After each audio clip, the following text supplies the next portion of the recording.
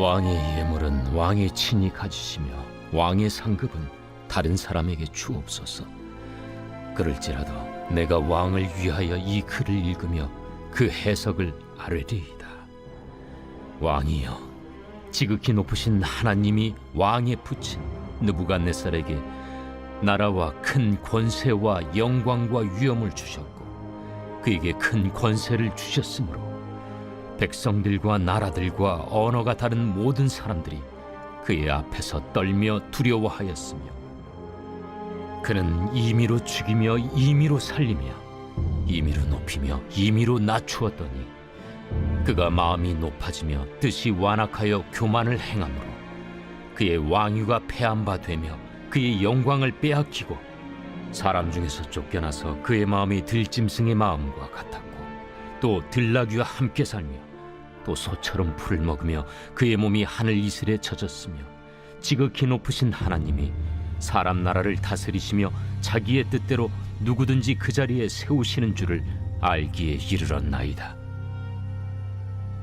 벨사살이여, 왕은 그의 아들이 되어서 이것을 다 알고도 아직도 마음을 낮추지 아니하고 도리어 자신을 하늘의 주제보다 높이며 그의 성전 그릇을 왕 앞으로 가져다가 왕과 귀족들과 왕후들과 후궁들이 다 그것으로 술을 마시고 왕이 또 보지도 듣지도 알지도 못하는 금, 은, 구리, 쇠와 나무, 돌로 만든 신상들을 찬양하고 도리어 왕의 호흡을 주장하시고 왕의 모든 길을 작정하시는 하나님께는 영광을 돌리지 아니한지라.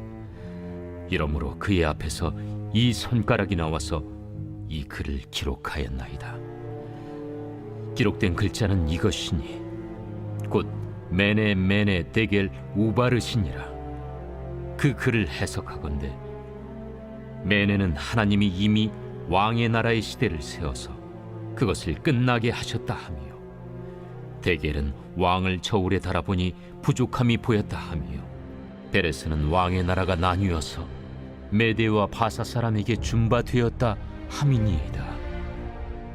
이에 벨사살이 명하여 그들이 다니엘에게 자주색 옷을 입히게 하며 금사슬을 그의 목에 걸어주고 그를 위하여 조서를 내려 나라의 셋째 통치자로 삼으니라.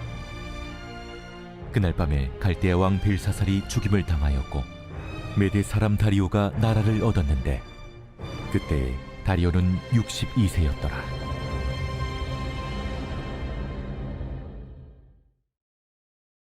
오늘 우리에게 주시는 하나님의 말씀은 다니엘 5장 17절로 31절 말씀입니다. 5장은 벨사살 왕의 잔치가 그 배경입니다. 벨사살은 1000명이나 되는 수많은 사람들, 곧 귀족들, 왕후들, 후궁들을 불러 잔치를 베풀었습니다. 그는 조부인 느부갓네살 때 예루살렘 성전에서 빼앗아온 성전 그릇으로 술을 마셨고 그 그릇으로 자신과 바벨론의 신들을 높이는 데 사용했습니다. 그러자 갑자기 한 손이 나타나서 벽에 글씨가 쓰여졌습니다. 이 광경을 본 벨사살은 두려움과 번민에 사로잡혔고 그 글씨의 뜻을 해석하기 위해 바벨론의 지혜자들을 불러 모으지만 이번에도 지혜자들은 그 글을 해석할 수 없었습니다. 그때 왕비가 등장해서 아마도 느부갓네살의 부인으로 추측되는데요. 다니엘을 부르라고 조언을 하게 됩니다. 벨사살은 다니엘을 불러 네가 이 글을 읽고 그 해석을 알게 하면 나라의 셋째 통치자가 되게 해주겠다고 말합니다. 오늘 본문은 이제 다니엘이 벨사살에게 벽에 쓰여진 글씨의 뜻을 해석해주는 내용입니다.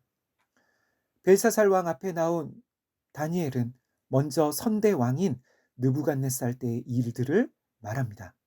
18절부터 21절까지 하나님께서 느부갓네살의 교만함에 대하여 징계하셨던 일이 나옵니다. 18절로 21절입니다. 왕이여, 지극히 높으신 하나님이 왕에 붙인 느부갓네살에게 나라와 큰 권세와 영광과 위엄을 주셨고 그에게 큰 권세를 주셨으므로 백성들과 나라들과 언어가 다른 모든 사람들이 그의 앞에서 떨며 두려워하였으며 그는 임의로 죽이며 임의로 살리며 임의로 높이며 임의로 낮추었더니 그가 마음이 높아지며 뜻이 완악하여 교만을 행함으로 그의 왕위가 패한 바 되며 그의 영광을 빼앗기고 사람 중에서 쫓겨나서 그의 마음이 들짐승의 마음과 같았고 또 들나귀와 함께 살며 또 소처럼 풀을 먹으며 그의 몸이 하늘 이슬에 젖었으며 지극히 높으신 하나님이 사람 나라를 다스리시며 자기의 뜻대로 누구든지 그 자리에 세우시는 줄을 알기에 이르렀나이다. 아멘. 그런데 지금 벨사살 왕이 행하고 있는 일은 무엇입니까? 22절입니다. 벨사살이여, 왕은 그의 아들이 되어서 이것을 다 알고도 아직도 마음을 낮추지 아니하고. 아멘. 이것을 다 알고도 아직도 마음을 낮추지 아니하고. 지금 다니엘은 벨사살 왕의 죄를 책망하고 있습니다. 벨사살의 죄는 하나님께 예배하는 성전 그릇으로 자신의 쾌락과 정욕을 채우는 데 사용하고 그것으로 바벨론의 신들을 높이며 하나님을 모독한 것만이 아니었습니다. 그의 가장 큰 죄는 이것을 다 알고도, 다시 말해 그의 선대 왕 때 어떤 일이 있었는지 다 알면서도 그가 고의적으로 이 모든 일을 행한 것이었습니다. 그래서 이제 하나님의 심판이 그에게 정해졌습니다. 벽에 기록된 글씨는 메네 메네 데겔 우바르신으로 읽을 수 있는데, 첫 번째 메네라는 말은 하나님께서 왕의 나라의 시대를 세워서 끝나게 하셨고, 두 번째 데겔은 하나님께서 왕을 저울에 달았는데 왕이 그 기준에 부족하다는 것이고, 마지막 베레스는 바르신과 같은 말로 왕의 나라를 나누어서 다른 이에게 주셨다는 뜻이었습니다. 다시 말해 하늘의 재판장이신 하나님 앞에서 벨사살 왕의 나라와 그 시대가 끝났다는 판결이 내려진 것이지요.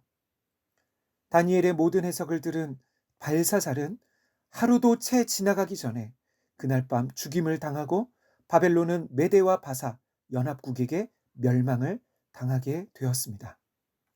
여기서 한 가지 궁금한 것이 생깁니다. 그것은 왜 하나님께서는 느부갓네살에게는 회개의 기회를 주시고 또 징계 후에 회복시켜 주시지만 벨사살에게는 회개할 기회도 없이 심판하셨는가입니다. 느부갓네살과 벨사살에게 어떤 차이가 있었을까요? 그것은 바로 25절입니다. 이것을 다 알고도.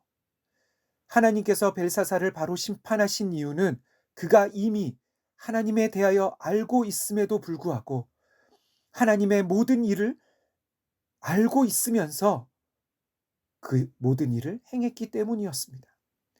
사랑하는 성도 여러분, 우리의 죄 가운데 어떤 죄가 더 크고 더 무거운 죄가 있을까요? 그것은 알면서도 돌이키지 않고 의도적으로 계속해서 짓는 죄입니다. 거룩하신 하나님 앞에 모든 죄가 다 악하고 그가 미워하시는 것이지만, 하나님은 어떤 사람이 하나님을 모르고 하나님의 뜻을 알지 못해 짓는 죄에 대해서는 참아주시고 또 회개의 기회를 주시기도 하십니다. 그런데 그 모든 것을 다 알면서도 짓는 죄에 대해서는 즉각적인 심판을 하십니다. 그러면 우리는 어떨까요? 오늘날 세상에 믿지 않는 자들의 죄 또한 심각합니다. 그러나 만약 믿는 자들의 마음에 하나님은 사랑이 많으셔서 또 용서해 주시겠지라는 생각으로, 또 내 삶에 아무 일도 일어나지 않는 것으로 죄인 줄 알면서도 하나님의 말씀과 뜻을 무시하고 계속해서 의도적으로 어떤 죄를 반복하고 있다면 그는 지금 하나님의 인내를 시험하고 있는 것입니다. 신약에서 예수님은 그러한 죄를 성령을 모독하고 회방하는 죄라고 말씀하십니다. 그래서 믿는 자들의 죄, 교회의 죄는 더 하나님의 마음을 아프게 하는 죄인 것이지요. 믿는 자들의 죄는 우리를 구원하시기 위해 예수님을 보내주시고 십자가에 내어주신 하나님의 사랑을 배반하는 죄이기 때문입니다. 거룩하신 하나님 아버지, 하나님은 오늘날 세상에 믿지 않는 자들이 하나님을 몰라서 하나님의 말씀과 뜻을 알지 못해 짓는 죄에 대해서도 마음 아파하시지만, 믿는 자들, 곧 교회의 죄는 더욱 하나님의 마음을 아프게 한다는 것을 알게 되었습니다. 주님, 예수님으로 인해 구원을 받았다고 하면서 변하지 않는 우리의 완악한 마음과 생각을 변화시켜 주옵소서. 우리 삶에 의도적으로 계속해서 반복하는 죄를 끊을 수 있는 성령의 은혜를 주옵소서. 예수님의 이름으로 기도하옵나이다. 아멘. 이 시간 함께 기도할 제목입니다. 첫째, 하나님이 주신 것으로 우리 자신의 욕망과 정욕을 채우는 데 사용하지 않고 하나님의 영광을 위해 사용하게 하옵소서. 예배와 말씀을 통해 하나님의 뜻을 알게 될 때마다 두려움과 떨림으로 우리 안의 죄를 돌이키는 기회가 되게 하옵소서. 마지막으로 세상에서 하나님이 심판하시고 징계하시는 일들을 볼 때마다 더욱 우리 자신을 돌아보는 계기가 되게 하옵소서. 함께 기도하겠습니다.